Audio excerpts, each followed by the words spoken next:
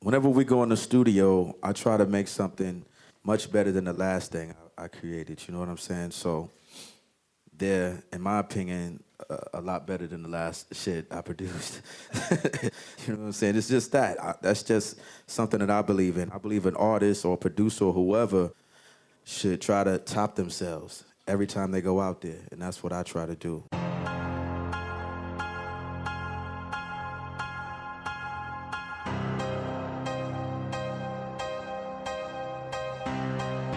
No other rap artist in the world of hip-hop has constructed as successful and as solid a reputation as Dr. Dre.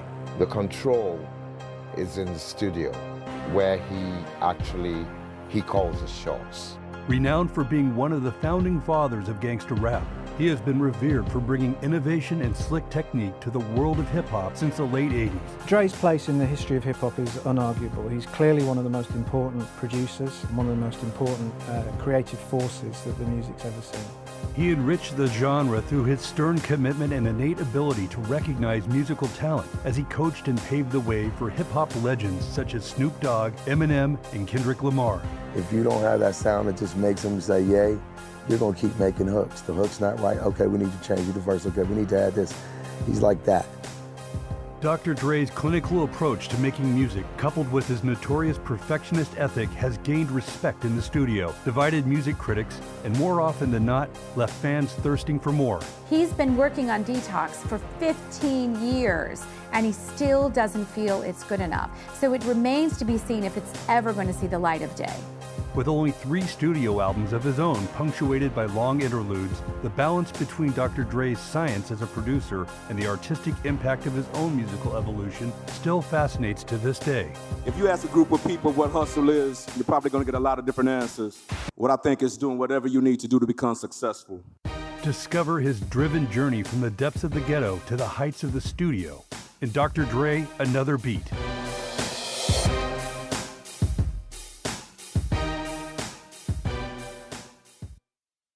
In the current era of hip-hop, no producer is as innovative, as composed, and as polished as Dr. Dre. A self-described perfectionist, Dre creates beats and songs that not only glamorize the gangsta lifestyle, but also warn against it, acknowledging hard work and self-determination as the main motivators behind his success.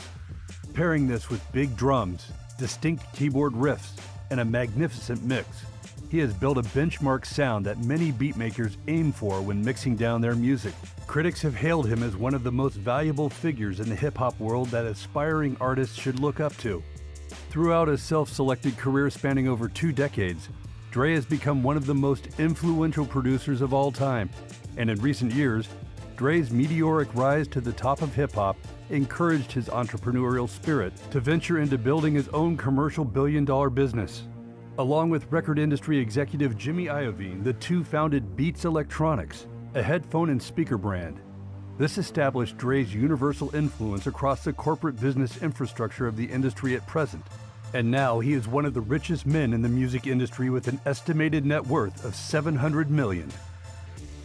Dre is now using the commercial success of his latest album, Compton, to support and fund a creative center in his gang-ridden hometown that has catapulted him to stardom. After 16 years, Compton the album replaced the abandoned Detox project with a rich soundtrack of uproar, self-sacrifice, and strong will, inspired by the forthcoming N.W.A. biopic that takes Andre Young back to the area code that made his name.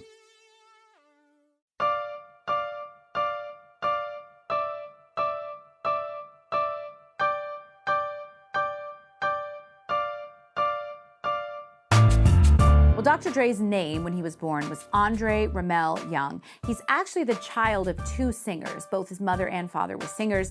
They split up, and when he was a young boy still, he was living with his mother. They moved around an awful lot. At one point, they ended up in a very dodgy part of Los Angeles called Compton, where he was very much exposed to the kind of gangster life that he would later on, of course, go on to write about in his music. I mean, a lot of people don't know this. My mom was pregnant with me at the age of 15. Man, she was always told by family, friends, neighbors, or whatever, she's gonna ruin her life and mine. And give me a second.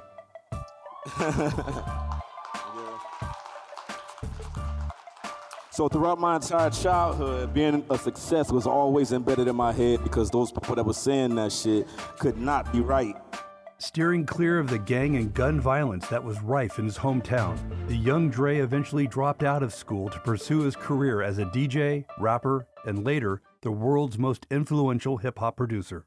Dr. Dre's initial flirtation with beats started out in his local nightclub, Eve After Dark, which he would often revisit to watch DJs and rappers perform live. Dr. Dre himself later went on to become a DJ in the club, where he also met aspiring rapper Antoine Carabee, later known as DJ Yella of N.W.A. In 1984, they formed the musical group World Class Wrecking Crew. The group would become an icon in the electronic hip-hop scene that dominated the early 1980s West Coast hip-hop. Dre and Yellow recorded several demos in the studio, and in their first recording session, they recorded a song called Surgery.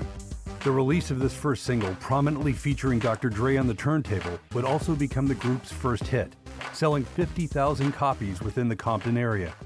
Now, this is his first ever group. This is before N.W.A, and this is called World Class Wrecking Crew. He's a really young guy. He's actually a teenager at the time, and in this video, you can see him on the decks in like a red, shiny, almost looks plastic suit. The lead singer's in gold lame with no shirt on, dancing around, and they look like a kind of cheesy, tacky version of the Four Tops. And it looks very Soul Train, it looks very dated, certainly a far cry from the image that he would later project, but it's really fun to see where this global international billionaire superstar started out.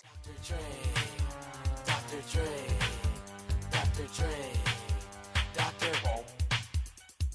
Boom, boom, boom, boom, boom, boom, boom, boom, boom, boom, boom, boom, boom.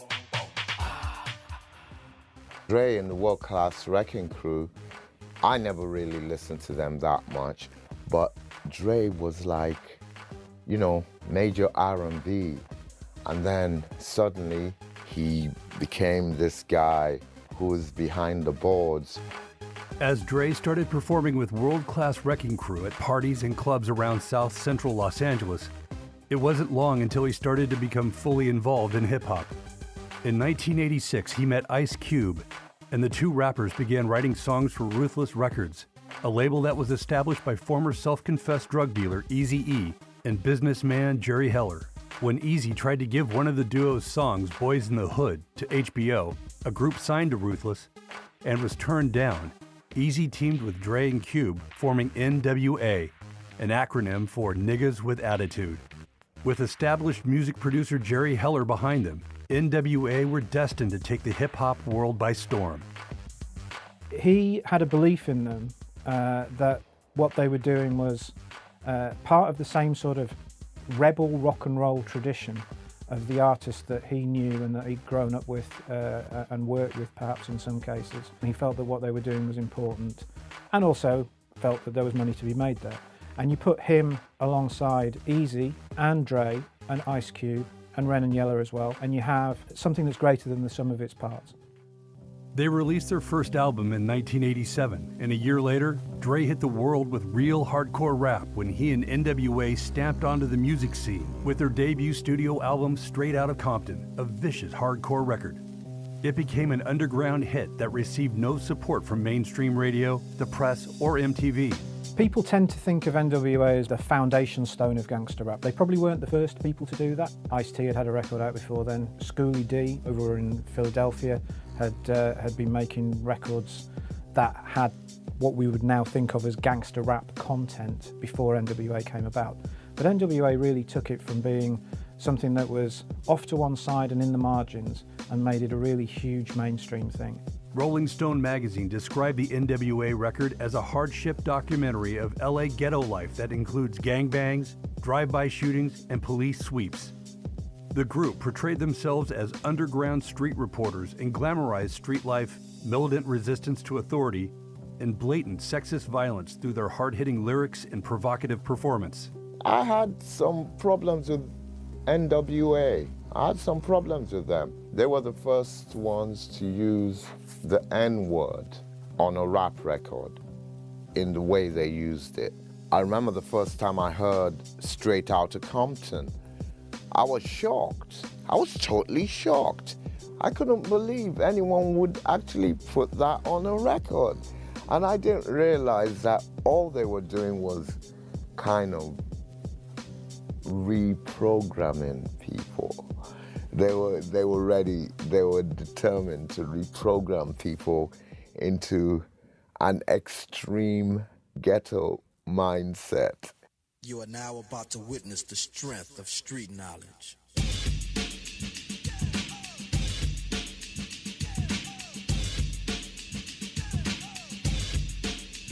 Straight out of Compton, crazy motherfucker named Ice Cube. From the gang called niggas with attitudes. When I'm called off, I got a sawed off. Squeeze the trigger and bodies are hauled off. You too, boy, if you fuck with me. The police are gonna have to come and get me off your ass. That's how I'm going out. Well, the video for Straight Outta Compton really shows the guys walking around Compton, which is where they're from. And you see Ice Cube, you know, angry as per usual, talking about the police, come and get us, you know, and just being really angry. You see a map of Compton at one point where they're kind of showing their neighborhood. They're proud of their neighborhood, despite the fact that Compton has a terrible reputation in terms of crime and poverty.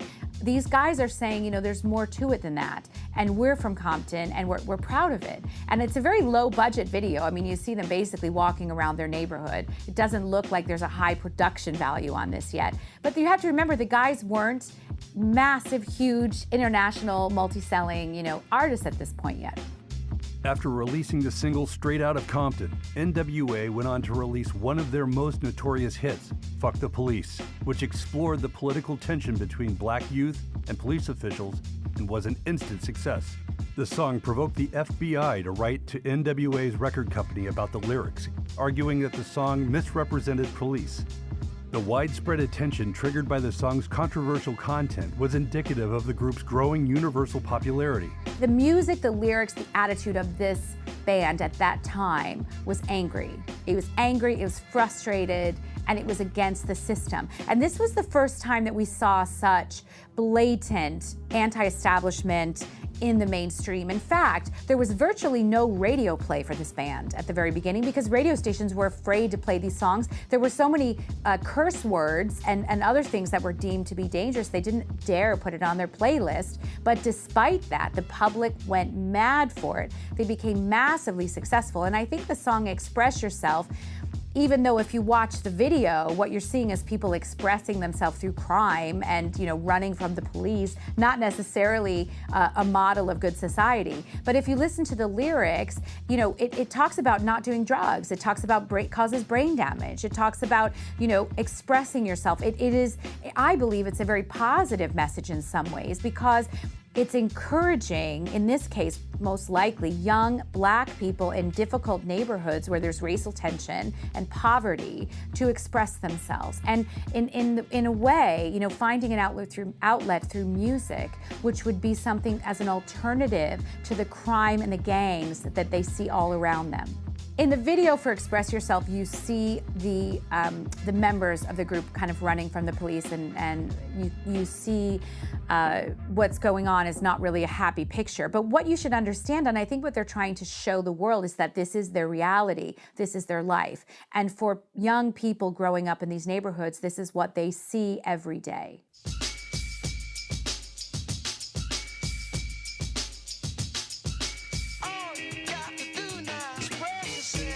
With my full capabilities, and now I'm living in correctional facilities. Cause some don't agree with how I do this. I get straight and meditate like a Buddhist. I'm dropping flavor, my behavior is hereditary, but my technique is very necessary. Blame it on Ice Cube, because he said it get funky when you got a subject and a predicate. Although Straight Outta Compton brought blockbuster success to N.W.A., all was not well within the group. The famous point at which the group basically starts to disintegrate is when Cube is presented with a contract and a check for a six-figure sum that he can cash when he signs the contract. And he decides not to sign the contract. And then other people get involved. Cube begins to use N.W.A.'s press agent as his manager. And extricates himself from the group situation. Cube departed in late 1989 amid many financial disagreements. Although Eazy-E seemed to be the undisputed leader following Cube's departure, the music production was in Dre's hands. N.W.A. went on to release another record without Ice Cube. But was N.W.A. still the same without their lyrical mastermind? They made that record without Ice Cube, and that put paid to their career. It did. I reviewed that record, and man, I gave it 3 out of 10. And in retrospect, I wasn't fair, but you know, it had some really horrible tracks on it. Find 'em, fuck 'em, and flee. You know, things like that. A track about the killing of a prostitute. All sorts of things like that. They really, you know, they thought, okay, we've done Straight Outta Compton and Ice Cube's left. Oh, we're up Schitt's Creek. What can we do? We're going to push the envelope out further. And they did. And it was terrible at the time to hear it. But now, if you listen to that record now, it's a classic record because of Dr. Dre. On both the 1990 EP, 100 Miles and Runnin', and the 1991 album, Niggas for Life, Dre produced dense, funky sonic landscapes that still kept N.W.A. at the top of the charts. While the group was at the peak of its popularity in 1991, Dre began to make efforts to leave the crew, especially after he was charged with assaulting Dee Barnes. In 1991, Dr. Dre was at a music industry party when he assaulted a female television journalist with Fox News. He didn't like the way she reported Ice Cube's leaving N.W.A. He didn't like what she said. And according to her, he grabbed her and slammed her face against a wall several times near a stairwell. Later on, a very unapologetic Dr. Dre at the time said, you know, he's like fucking threw her down the stairs. It was an aggressive, unacceptable display of violence towards women that Dr. Dre would later go on to say that he deeply regretted. But unfortunately, there were several incidences of violence against women by Dr. Dre around this time in his career. A former girlfriend, singer Michelle, accused him of physical abuse during their time together, and a former label mate called Terry B also claimed that he assaulted her at a post-Grammy party. So there were several incidences where Dr. Dre was accused of violence towards women, and I think the fact that this wasn't shown in the film Straight Outta Compton caused a fair amount of controversy, particularly from women's groups who felt that it had been whitewashed from the story and as if in some way excused. Dr. Dre has been very public and very contrite in recent days, actually, recent months, where he has said very publicly in magazines like Rolling Stone and also in the New York Times how much he deeply regrets what happened, how he's no longer the man he was, and how he will remember for the rest of his life the mistakes he made in his past. There's no question that Dr. Dre is not the man that did those things, but unfortunately, they very much are a part of his history. After the controversy of Dre's abuse had been exposed, N.W.A. hit the headlines with yet more negative press. Over the next few years, Dre and Eazy engaged in a highly publicized feud, which included both rappers attacking each other on their solo albums. Dre left N.W.A. in 1992 and paired up with Suge Knight to create Death Row Records label. According to legend, Knight held N.W.A.'s manager at gunpoint and threatened to kill him if he refused to let Dre out of his contract. Dr. Dre felt gangsta rap was over. He felt like that kind of angry, frustrated theme had come to a close. He wanted to do something different. The members of N.W.A. disagreed with him and they parted ways. When Dr. Dre went over to Suge Knight's label, he started G-Funk, which was a really different sound. It always had a much stronger melody and one or two notes that would kind of repeat all the way through. It wasn't so much shouting, and it was more almost kind of singing, and it was certainly more musically based than the other was. But additionally, it wasn't quite so angry. You know, you had songs like Ain't Nothing But a G Thing and California Love, which are actually positive, uplifting. California Love is like an anthem to California. And these were early songs that Dre produced in that kind of G-Funk vibe.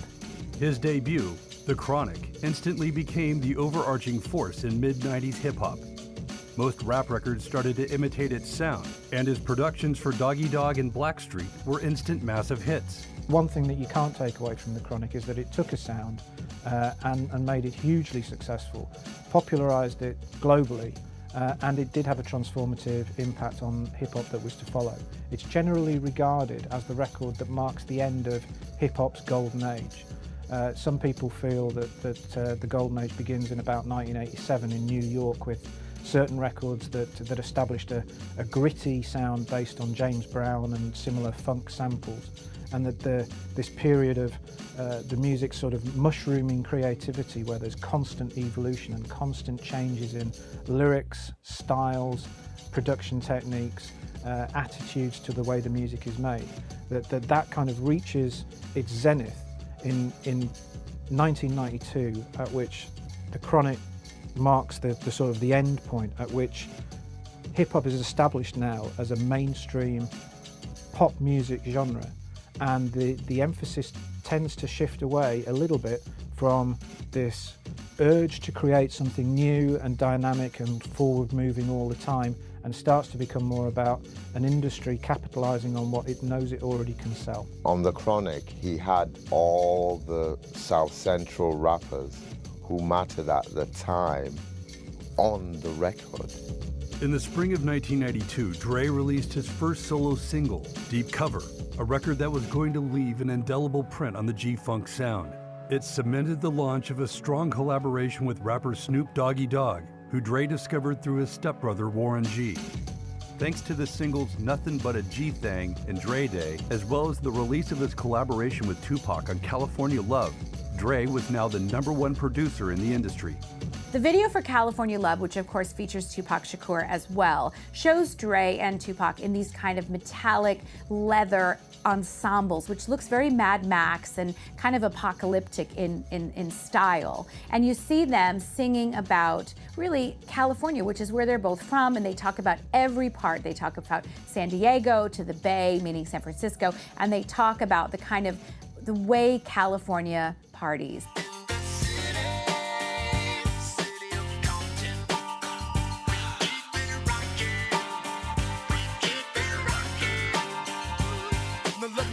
Everybody to the Wild Wild West, a state that's untouchable like Elliot Ness. The track hits your eardrum like a slug to your chest, like a vest for your Jimmy in the city of sex. We in that sunshine state where the bomb ass him be, the state where you never find a dance floor empty and pimp speed. On a mission for them greens, lean, mean, money making machines serving fiends. Dre directed several of the videos for the singles from the Chronic. Nothing But a G-Thang was a very influential video. It was the perfect video for the track. It just shows a bunch of guys hanging out, having a party and a good time, because that's what the song's about. I think one of the things that gets missed about that record, and one of the things that struck me at the time, was that in many respects that was the black American equivalent of what Kurt Cobain was doing with Smells Like Teen Spirit for white America. It's not a record that says you should try and live this life because it's really cool. It's just a record that says, here's the life we're living. And the video for G-Thing reinforced those themes of the lyrics of the song. It's aimless, it's directionless, but everyone seems to be having a good time despite the relative accrual of wealth. It was very down home, it was very earthy. It wasn't particularly something that you would choose to pattern your own life on, but it was kind of saying, if this is what you've got, then isn't that enough? And that was quite a positive thing, quite an empowering thing for people to hear and to see. And that's realer than real deal, holy feel. And now you hookers and hoes know how I feel. Well, if it's good enough to get broke off a proper chunk, I take a small piece of some of that funky stuff. It's like this and like that and like this, and it's like that and like this and like that, and it's like this and like that and like this, and Drake creep to the mic like a fan. Well, I'm peeping and I'm creeping and I'm creeping, but I damn near got caught because my beeper kept beeping. Dr. Dre is a fantastic, phenomenal producer, and one of his greatest skills is his ability to talent spot. Dre discovered Snoop Dogg and turned him really into the mega global superstar that he became. Ain't Nothing But a G-Thing really highlights Snoop's breathy almost, kind of lyrical voice and the way he raps and rhymes. And Dre saw innately that he was on to some superstar talent and highlighted that in the song.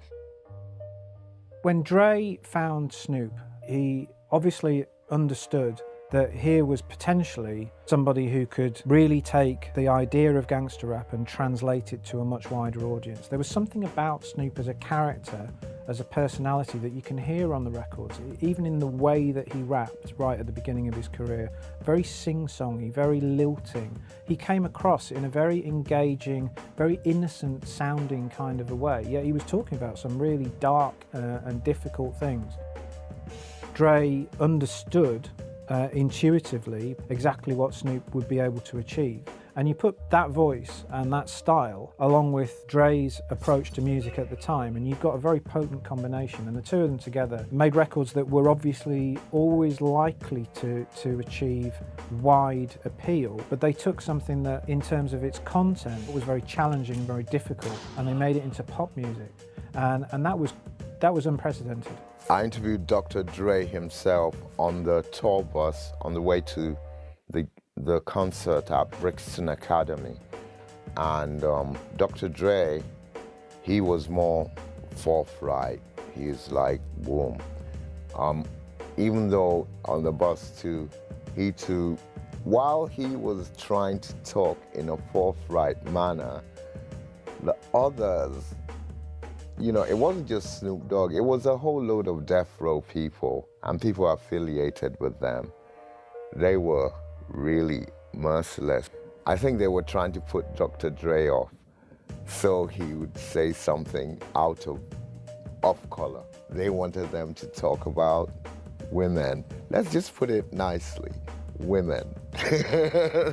That's what they want. Because of the nature of the albums, they wanted it to be as realistic in that sense as possible, as if the actual characters on the record are the same as their projections. They're not. Dre's really chill, and Snoop Dogg too, chill. Not only did he produce Snoop's 1993 debut Doggy Style, but he orchestrated several film soundtracks and helmed hit records such as Blackstreet's No Diggity, among others, including a hit reunion with Ice Cube, Natural Born Killers. During this entire time, Dre released no new records, but he didn't need to. All of Death Row was under his control, and most of his peers imitated his style. The Death Row dynasty held strong until the spring of 1996, when Dre grew frustrated with Knight's aggressive ways. Dre left the label in the summer of 1996 to form Aftermath, when he declared that gangsta rap was dead. While he was the target of many taunts from his former Death Row colleagues, their sales slipped by 1997, and Knight was imprisoned on racketeering charges by the end of the year. Dre's first Various Artists compilation album, Dr. Dre Presents The Aftermath, received considerable media attention, but the record did not have the same impact as his hit single, Been There, Done That. Even though the album wasn't a massive hit, the collapse of Death Row in 1997 proved that Dre's instincts were correct at the time. The turning point for Aftermath came in 1998, when Jimmy Iovine, the head of Aftermath's parent label Interscope, suggested that Dr. Dre sign Eminem, a white rapper from Detroit. Well, one of the best stories I think about Dre and Eminem's collaboration was at the very beginning, the first time that Eminem actually came into the studio. Dre had called in some of his friends to hear this new guy that he had talent spotted and wanted them to take a listen to. Eminem walked in at the time and didn't really look the part, to say the least. You know, at the time, Marshall Mathers had no money. He'd been wearing an outfit, like a jumpsuit, which was bright yellow, that he'd been given by some promotional company, had no money to buy any other clothes, so had been wearing it for like a week, the same ensemble. He stunk, he looked ridiculous. One of the guys sitting there said he looked like Tweety Bird, and they were all laughing at him. These were, you know, really serious rap producers who thought he looked like a joke. They called him Tweety Bird. But as soon as Eminem went behind the mic, got in the studio and started rapping, you could have heard a pin drop in that room. The guys were all like, whoa. And they immediately recognized the incredible talent that Dr. Dre had spotted. When you first met, this is a question for both of you, what did you think of each other, honestly? I thought he was a fucking dick. And he probably thought worse of me. I thought he was Tweety Bird. No, because he had this Fuck real you. he had this real bright fucking yellow sweatsuit on. Man, if I hear one more thing about that goddamn sweatsuit. I had this yellow outfit on when I first met Dre. It was like this outfit that a clothing company had given me, and I didn't have money like some people had at the time. You know, so I was going on a week wearing it, so it was actually turning kind of green. But he called me a banana when he met me, so it was on from there. Dre produced 3 songs and provided vocals for 2 on Eminem's successful and controversial debut album, The Slim Shady LP, released in 1999. The Dr. Dre produced lead single from that album, My Name Is, brought Eminem to public attention for the first time. Hi, my name is. How'd you come up with that concept? I figured like my name was, and then I came up with it. Now Dre, like it was really ill because the first day me and Dre got down together, we did 3 songs, and My Name Is was the second song that we did, and we was in there. It was like he played me the beat, and it was like instantly I just started saying it, like, you know, the beat started talking to me like, hi, my name, like I started like doing the hook, and he looked at me kind of funny like, you gonna use that as a hook, you know? It was like. And the more I started saying it, the engineers in the studio started saying it, you know what I'm saying? Everybody was like, oh, hi, my name is. And I was like, yo, that's him right there. So I just went in and like freestyled some verses, and then I hadn't had them wrote yet, and just went home that same night and just wrote them and then came back the next day. The Slim Shady LP experienced immense success, reaching number 2 on the Billboard 200 and received universal acclaim from critics, reviving Aftermath's commercial ambitions and viability. The other thing that often gets forgotten about is that Eminem happened along at a point where Dre really needed to find him. Over the years, he's made records that have been a lot less artistically valid or successful than appeared on that Aftermath compilation album. But it wasn't this super stratospheric hit. Now, who knows?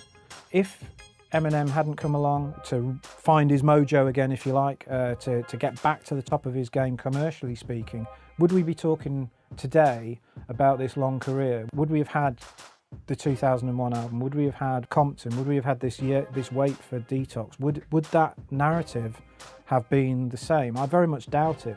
So the idea of some new blood coming into the mix, a new discovery, a sort of a new Snoop, if you like, someone who will come along and take that role in his life, be a muse for him musically, and who will also have the same relationship back with him, and who will be able to come out of his beats and take them into some other place. It was absolutely vital that it happened at the time that it did. Dre, to be honest, was trying to throw a spanner into the works by bringing in Eminem. Eminem is, you know, I like the Slim Shady record. Yeah, that was okay. But the one I like is the Marshall Mathers record, where he's really terrible. He's like some sort of crazed bulldog, and he's doing it with a laugh. And you know, that's the one. That's the one. By the time they got to that one, their collaboration had become, you know, really cemented, and Eminem had been absorbed into the hip-hop process to that extent. Dr. Dre actually didn't get that much out of his partnership with Eminem because Dr. Dre is already established. He didn't need to cross over to Middle America because Middle America is already hip-hop. I mean, there are so many people who are hip-hop, even though they're Middle Americans, they were the ones buying hip-hop. So it's more a case of Dr. Dre throwing it back at the people who were buying his records than anything else, because really, he didn't need to sign Eminem. Eminem sold as many records as he sold, but we actually were also underestimating the influence of Jimmy Iovine in this, who's the head of, the label head, Interscope Records. And Jimmy Iovine is a big old rock producer, and he might have twisted Dre's arm a little. He might have just twisted his arm a little that, yeah, okay, get me an Eminem. Released on November 16, 1999, Dr. Dre's second solo album, 2001, was considered an explosive, authentic return to his gangster rap roots. It's a brilliant record. It's like a summation of his career, and it was not sad, but it was slightly disheartening to find out afterwards that Dr. Dre didn't actually write his own lyrics, and that someone like Jay-Z was actually spoon-feeding Dr. Dre lyrics. But Mad Skills too, I think, had a hand in that record, because Mad Skills he's like one of the top ghost writers. The whole thing is ghost writers. But Dre sounds amazing on the record, better than he sounded on the records before, because Dre was just like over the years trying to get more and more into an MC that would be respected. But you can't necessarily be respected as an MC if you don't write your own lyrics. This is the hidden side of hip-hop. Ghost writers and people writing lyrics for other people. It's a hidden side. People don't get the credit they deserve for writing those lyrics, because mostly the credits go to the producers and go to the musicians. And Dr. Dre is a producer, and he didn't really have to do anything other than actually, just be in his own studio. So he was relaxed. He's really relaxed, and he said as many things as he could on that album. 2001 is still a great record. You can still hear the times in the record, and that was when it was Millennium Fever. That's why he called it 2001. The album included smash hit Still Dre and featured numerous collaborators and was highly successful. In the video for Still Dre, you see Dr. Dre and Snoop Dogg driving around LA with a car that's got the wheels kind of jacked up and bouncing. You see this a lot in LA. I mean, I used to live there, and I would literally see people driving around like this all the time. And it's just kind of a tribute to Los Angeles and the culture. You see Snoop get out, and he's in his baby blue tracksuit kind of thing, and he's cool and casual. And Dre and he are having a great time driving around LA with their honeys in the back seat. It's a very, I think it's a very typical, kind of very fun look at Los Angeles at the time. All across the world. Still hitting them corners and them lolos, girl. Still taking my time to perfect the beat, and I still got love for the streets. It's the D.R.E. Representing for them gangsters all across the world. Still hitting them corners and them lolos, girl. Still taking my time to perfect the beat, and I still got love for the street. 2001 is probably the one example in his career where he has just done what, in many respects, would have been advisable for him to do most of the rest of the time, which is just get his head down, finish a record, get it out. It was a record that wasn't something that people had been talking about for years, and because the previous album had been a relative commercial flop, then it wasn't a record that perhaps came freighted with quite so much pressure of expectations of high sales. So it sold very well. The music on it was pretty excellent for the most part. It had people on it who were already established stars, who he'd helped make established stars, and who clearly were enjoying being back working with him in this kind of what one might term traditional way, rather than just having Dre come in and do a beat for a track on an album that was otherwise pulled together from other sources. This was a Dre record. He was in charge. He did it his way, and it worked. So fuck y'all, all of y'all. If y'all don't like me, blow me. Y'all are gonna keep fucking around with me and turn me back to the old me. Nowadays, everybody wanna talk like they got something to say, but nothing comes out when they move their lips. Just a bunch of gibberish, and motherfuckers act like they forgot about Dre. In the video for Forgot About Dre, you see Dre rapping, and you can hear the music, and you kind of know that Eminem is coming in eventually. And of course he does. You know, you see Dre looking at a newspaper or magazine article with Eminem's picture on it, saying how Eminem had won an award, and all of a sudden Eminem starts speaking and rapping out of the picture. And all of a sudden he emerges, and the two of them are having some kind of crazy drunken night out where Eminem ends up vomiting in some old lady's flower bed. She becomes angry, and then there's a fire. What's interesting to me about the video is halfway through they switch to like a live news report where the reporter is actually interviewing a drunk Eminem about what actually transpired. Then they go back to the music video. So it's an unusual technique. It's not something I've seen before. It's not a high production glossy video. It's a simple telling of a story. Dre's talking about how he's changed from the old Dre and how people are resentful of the success that he has now and sometimes trying to bring him down. So where's all the mad rappers at? It's like a jungle in its habitat. But all you savage cats know that I was strapped with gas when you were cuddling a cabbage patch. Nowadays, everybody wanna talk like they got something to say, but nothing comes out when they move their lips. Just a bunch of gibberish, and motherfuckers act like they forgot about Dre. During the course of 2001's undeniable popularity, Dr. Dre was involved in several lawsuits. Lucasfilm Limited, the film company behind the Star Wars film franchise, sued him over the use of the THX trademarked Deep Note. Okay, Yes. okay. I'm sure there's a few people who also want to talk a bit about the Lucas lawsuits. Let's get this out of the way now. You're also being sued by George Lucas. Yeah, there's a sound. There's a sound at the beginning of my album. It's a THX sound. I originally used his sound, and I tried to get it cleared, and they said they wouldn't clear it, so I said fuck it, and went back in the studio and created my own sound. Now they're saying it sounds similar, and which it does. It sounds similar, but it's my sound that we created in the studio. So that's what the lawsuit was about. And I believe we're going to end up settling, and they're going to get what I was offering them in the first place.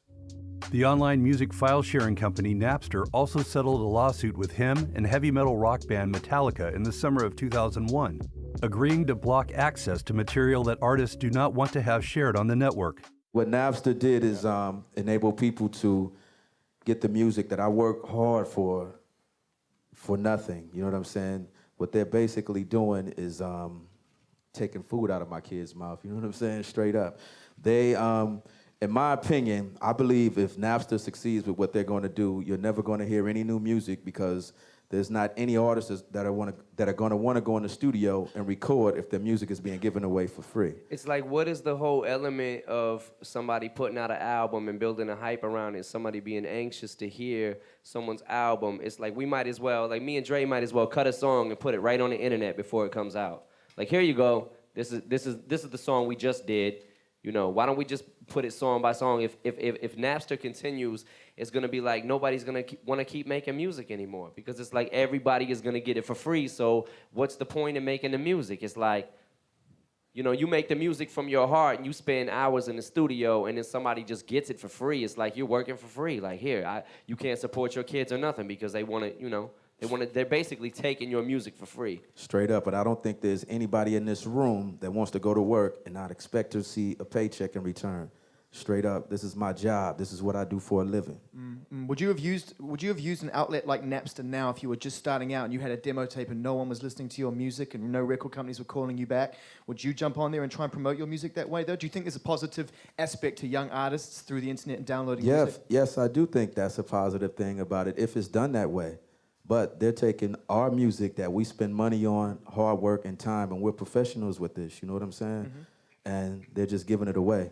Following the impact of his 2001 album, Dr. Dre invested his energy in making songs and albums for other artists. He co-produced 6 tracks on Eminem's landmark Marshall Mathers LP. The album itself earned a Grammy and proved to be the fastest-selling rap album of all time. He also signed R&B singer Truth Hurts to Aftermath in 2001. He is the man with the production. So once we came together, it was like, wow. It was like fireworks. It was like, you know, my lyric and melody and his production thing. And it's just a vibe I get, you know. Of course they have to have a serious talent, but sometimes you need a little bit more than that. You can have a person that's seriously talented and they can be an asshole, you know what I mean? So I have to find somebody that has a serious talent and I can vibe with them in the studio. The person that I work with, I have to see myself maybe leaving the studio and going out to eat with them and not being irritated, you know what I'm saying? And vice versa, they have to be able to get along with me and accept my personality, you know what I mean? So that's pretty much it for me. If we can vibe together, we can have fun together, and you have a talent, I'm gonna bring the best out of you and you're gonna be a hit. Dre is a really social person. He loved people that know him from back then, before, you know, Andre was a super dude. He's still a dude from Compton and a loyal dude to, you know, his connections and his people. You know, if you're a part of his team, he's gonna look out for you. More often than not, Dre's production know-how instincts paid off. But because of the time and energy he invested in producing for others, he developed a reputation as a perfectionist in the studio, as he pushed artists to achieve their highest potential whilst trying to discover their own signature perfect beat. In some cases, many of them didn't end up releasing any music due to Dr. Dre's pedantic tendencies. His work ethic as far as in the studio, if you don't have that sound that just makes him say yay, you're gonna keep making hooks. The hook's not right, okay, we need to change the verse, okay, we need to add this. He's like that. And some people will be like, I mean, all you gotta do is put it out and they're gonna buy it. But he's not into that, just putting out music. He's like, I've seen Stack Quo not even come out with an album. He's giving him 3 checks. So that tells you what kind of guy he is. If you don't give him what he wants or that sound that he thinks that's gonna stamp and solidify his name with, he's not letting you put it out. This not only affected other artists' developing careers, but it was later considered to have a stifling effect on his own creative process. I remember interviewing Busta Rhymes about 10 years ago, and he was talking about Dr. Dre and working with him. And he'd signed to Aftermath and he'd released the Big Bang album, and Dre had produced some tracks for him. And he said, you know, Dre's got this vault in his studio, and it's got every track.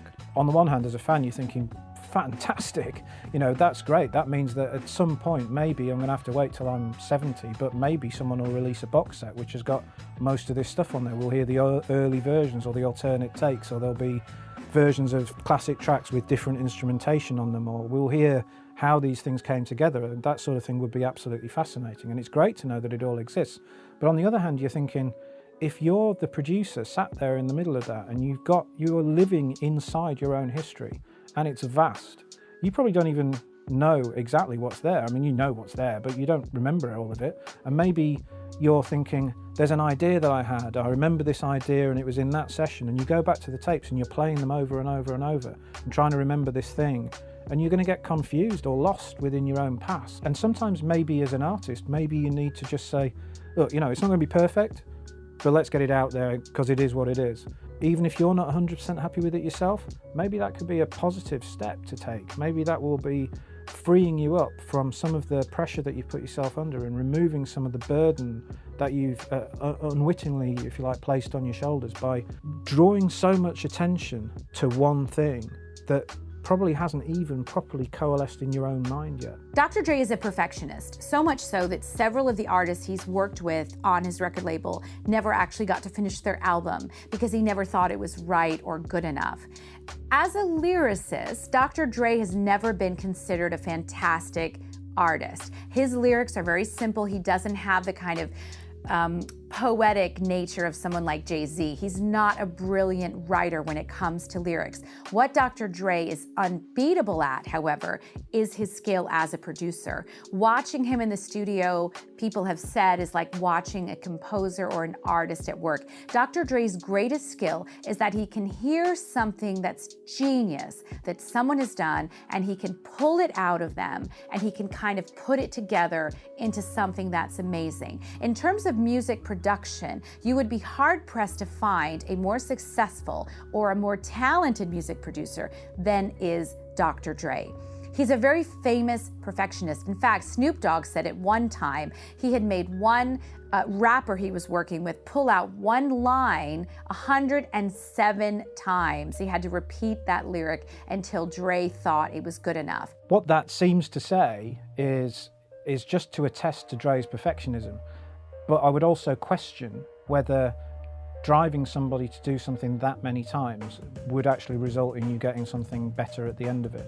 I think there's an elastic limit with these things. If you're pushing somebody to get something that you can hear in your head and they can't get it right and it takes them 100 goes to get it, are you ever going to get to whatever it is that you think you want or that you think you hear in them?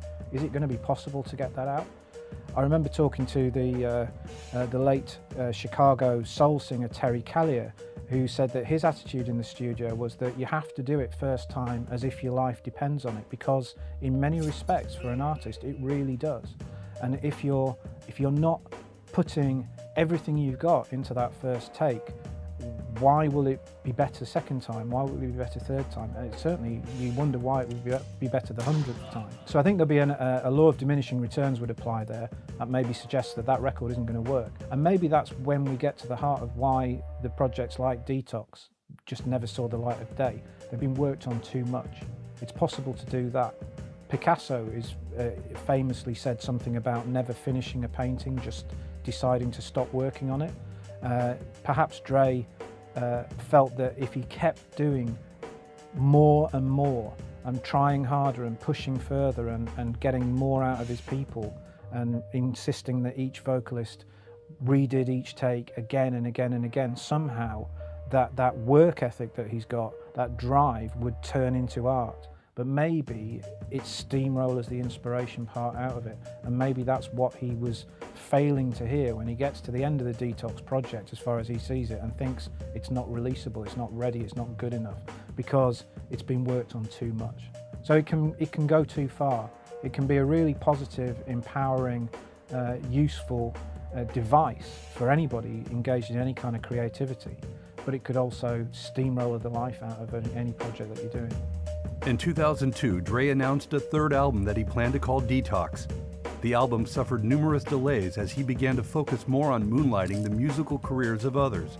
But was the failure to produce Detox a mere consequence of his perfectionism or a product of his ego? Dr. Dre says he's his own worst critic, but is just too much of a perfectionist, and he labors over tracks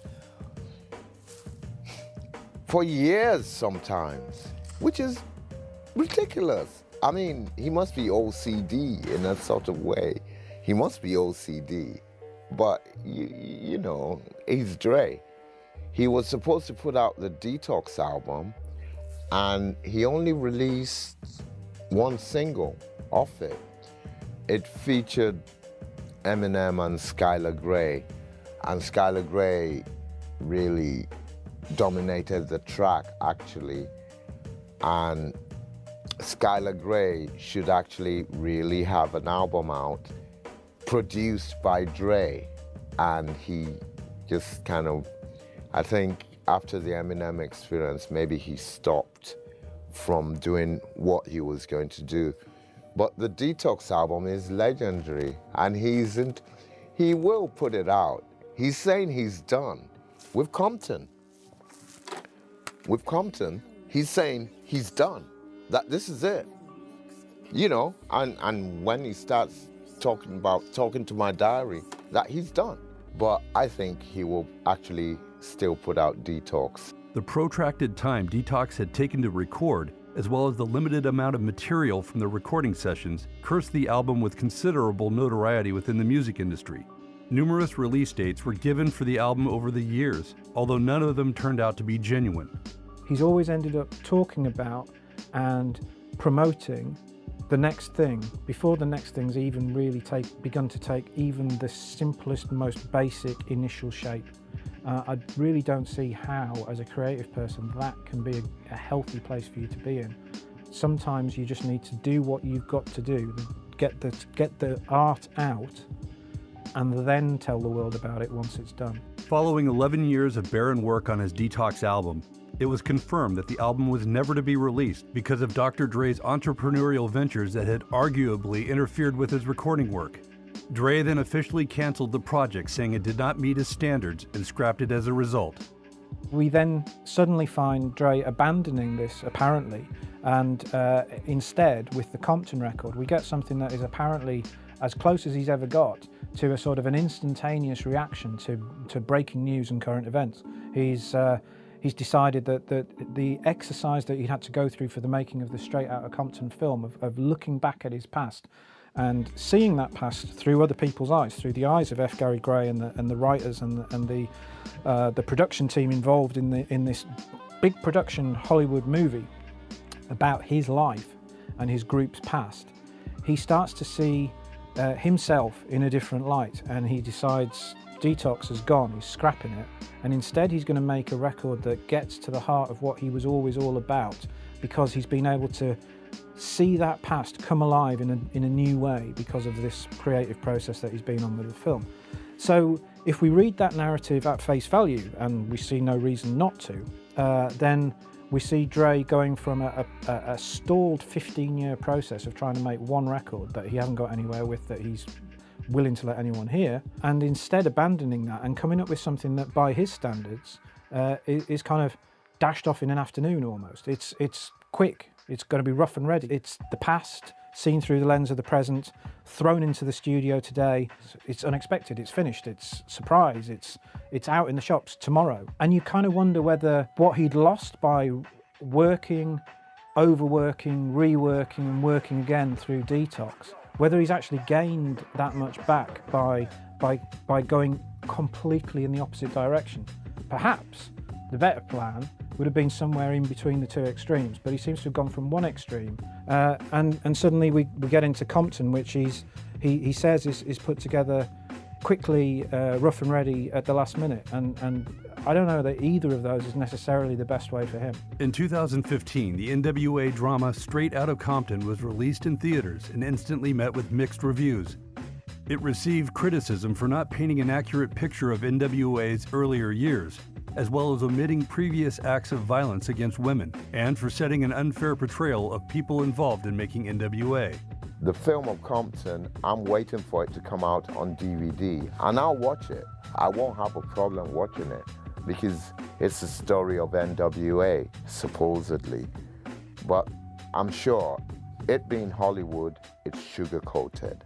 And as long as it's sugar-coated, I'm not really, that interested. If it's, considering the kind of nature of their records, it shouldn't really be sugar-coated. But that's Hollywood. You have this group whose main contribution to the wider discussions about the society that they inhabit is to be those people who were telling these difficult stories. Regardless of how they came out of them, they were going to tell the truth as they saw it in their music. And you have a film that takes the real story of the band and works itself into knots, trying to sanitize parts of that story for not just for public consumption, because you'd imagine that the public going to see a film about N.W.A. would have at least a vague idea of who N.W.A. were, why they might be important, and therefore what sort of material they're likely to encounter in the film. But it seems almost designed to have burnished an image of Dre in particular as being a guy who basically could never do any wrong. It's not just the fact that incidents such as his physical abuse of at least 3 women that we know about in his life has entirely been omitted from the film. It's that when you see Dre interacting with women in the film, the Dre character that the film portrays is the diametric opposite of anybody who would ever have a physically abusive relationship with a woman. There's a very interesting and very confusing scene towards the beginning of the film where the teenage Dre character gets in an argument with his mum. He's missed a job interview because he's been absorbed in music. It's a brilliant scene in the sense of it gives you this idea of him being so caught up in the world of sound and understanding. It's a Roy Ayers record that he's playing, and it's very simply done, very beautifully shot, and you get this real sense of how he hears music in a more detailed way than you or I do, and he understands it and he gets inside it, and that's surely key to understanding how he has become this figure in music history. And then he has a row with his mum because he's missed a job interview because he's been sitting listening to the music, and his mum slaps him across the face, and he then sort of, there's a steeliness comes into the eyes and a coldness into the face, and he storms out and he goes off and forms N.W.A. Are you supposed to take from this the idea that if Dre in real life did do all these things that people say he's done to women, it's only because his mum used to hit him? I mean, I'm really confused about what that scene's for, if that's not what it's supposed to say. And that just strikes me as reprehensible and unforgivable. And coming from a band whose entire ethos was all about telling the truth no matter where it took them or left them, it doesn't make any sense.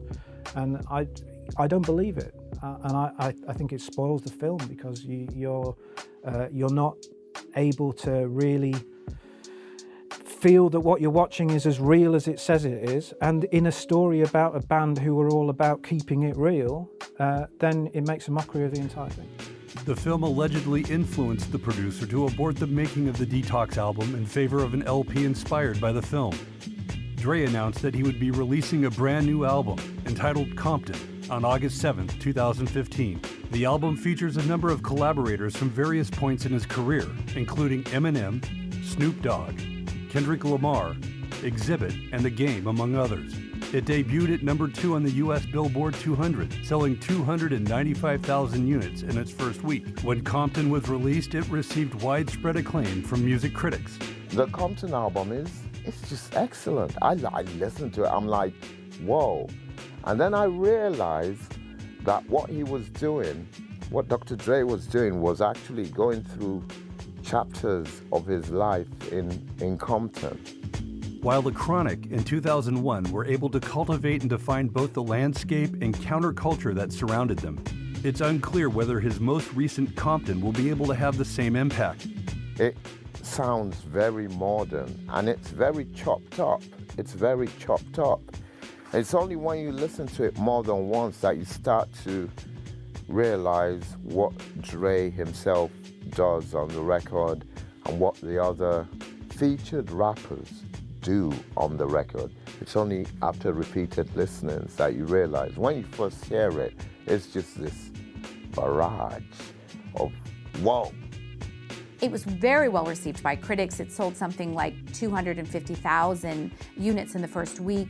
It wasn't the kind of success that he had with some of his earlier work, but at the same time, it was very widely received. Dr. Dre said with the album Compton, he actually had 20 to 40 tracks for the album that he did not include because he didn't think they were good enough to make the cut. He's a notorious perfectionist and everything he does has to be just right. That's what I am. I'm a record producer. I'm just a creative and innovative person that just love letting my creative juices flow in any way. So that's my love. You know, most of the time I have to get talked into performing on record or you know, performing in the videos and what have you, because I don't think that's my thing, and I don't think that's where my true talent lies. As a producer, Dr. Dre is a visionary force of nature. And like a medic in a crisis situation, the young blood of hip-hop running through the industry still looks at Dr. Dre for guidance. Whenever hip-hop finds itself in an unstable commercial condition and in need of a stylistic maneuver, Dr. Dre performs under pressure and delivers every time.